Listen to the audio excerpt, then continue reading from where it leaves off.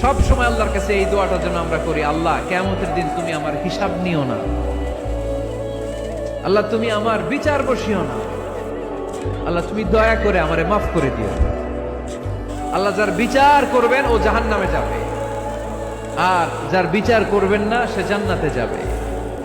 আল্লাহ যদি বিচার করে আর পাই টু পাই হিসাব নেয়, নামাজ পড়লি না কেন, রোজা রাখলি না কেন, মিথ্যা বললি কেন, খাদ্যে ভেজাল দিলি কেন, মাছে ফরমালিন দিলি কেন, যৌতুক খাইলি কেন, ঘুষ খাইলি কেন, উল্টাপাল্টা করলি কেন, জিনা করলি কেন, একটার পর একটা প্রশ্ন বানে যদি সেই ভয়ঙ্কর দিনে আল্লাহ আমাদেরকে জর্জরিত করে, আমাদের কোনো উত্তর আছে?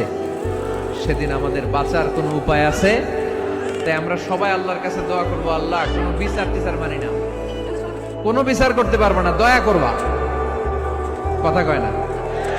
কি করবে?